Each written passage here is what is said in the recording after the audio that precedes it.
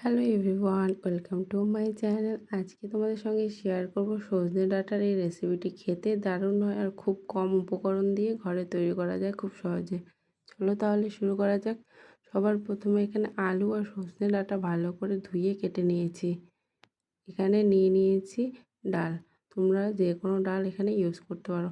দেখো ডালটা ভালো করে পেস্ট করে নিয়েছি। সেই পেস্টের মধ্যে দিয়ে দিলাম কালো জিরা, হলুদ, লঙ্কার গুঁড়ো, একটু ভাজা মশলা দিয়ে দেবো, স্বাদ মতো লবণ দিয়ে ভালো করে মাখিয়ে নেব। এখন বড়াগুলো তৈরি করে নেব, লাল লাল করে ভেজে তুলে নেব। সেই তেলে দিয়ে দেব কালো জিরে, দিয়ে দেব লঙ্কা, দিয়ে দেব পেঁয়াজ কুচি। পেঁয়াজ কুচি দিয়ে ভালো করে ভেজে নেব। পেঁয়াজটা যখন একটু লাল লাল হয়ে আসবে তখন এর মধ্যে দিয়ে দেব পেস্ট করে রাখা মশলাগুলো। এখানে রয়েছে আদা বাটা, কাঁচা লঙ্কা আর টমেটো বাটা।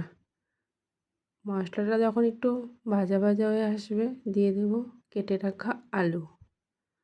আলু ভেজে নিয়ে এখানে দিয়ে দেব অল্প একটু সামান্য জল। সেই জলের মধ্যে অ্যাড করে দেব লঙ্কার গুঁড়ো, হলুদ গুঁড়ো, জিরে গুঁড়ো আর লবণ। ভালো করে কষিয়ে নেব। দিয়ে দেব কেটে রাখা সজনে ডাঁটা।